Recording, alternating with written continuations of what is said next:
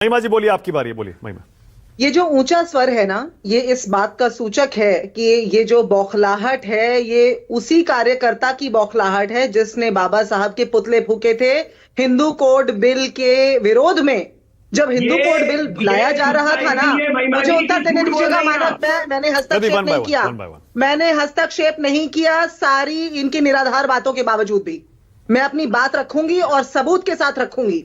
1949 में जब Hindu code bill लाया जा रहा था बाबा साहब के द्वारा, जिस विरोध के परिणाम स्वरूप बाबा साहब को इस्तीफा देना पड़ा था, उस समय जनसंघ ने, आरएसएस ने, इन तमाम जो दक्षिणपंथी जो जितने भी संगठन हैं, इन सभी संगठनों ने ये विरोध करते हुए, बल्कि आरएसएस ने दिल्ली में 79 सभाएं की, आयोजित की, जहां नेहरू जी के और बाबा साहब के पुतले फूके गए। मानक ऐसा विधेयक जो हिंदू संस्कृति और परंपरा पर हमला करता है, ये कहा गया हिंदू कोड बिल के बारे में, और विवश होना पड़ा बाबा साहब को इस्तीफा देने के लिए। क्यों? क्योंकि वो जो बिल था वो महिलाओं को तलाक लेने के लिए, संपत्ति में हिस्सा पाने के लिए, अंतर जातीय विवाह करने के लिए अधिकार देता था। वो सब अधिकार जो बाद में कांग्रेस ने महिलाओं को दिलवाए। 2005 में महिलाओं को संपत्ति का अधिकार कांग्रेस ने दिलवाया, लेकिन संघ की मानसिकता, भाजपा की मानसिकता इसके विरोध में थी,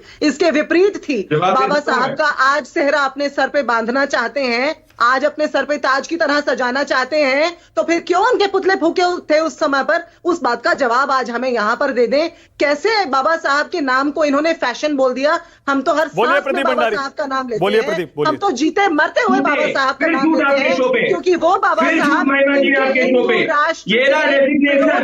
ओके, प्रदीप भंडारी, महिमा जी प्लीज रुक जाइए, प्लीज रुक जाइए। महिमा, प्रदीप बोलिए। जी, फिर झूठ आपके शो पे। कांग्रेस पार्टी एक फेक न्यूज फैक्ट्री है। ये रहा बाबा साहेब अंबेडकर का resignation letter. Quote, the entire nation, the entire attention of Prime Minister Nehru only goes to the interest of Muslims. I believe that Nehru ji is now taking, what about the scheduled caste and scheduled tribe? In fact, their interest needs to be taken care more than the Muslims. Jawaharlal Nehru has turned into a Muslim maniac. ये बात करते हैं नेहरू जी और Ambedkar ji same पदर पे, झूठ बोलती है। पॉइंट नंबर 2, ये मैं आपको दिखाना चाहूंगा। पूछिए इनसे कि किस तरीके से इन्होंने बाबा साहिब अंबेडकर को जयंती किए रही।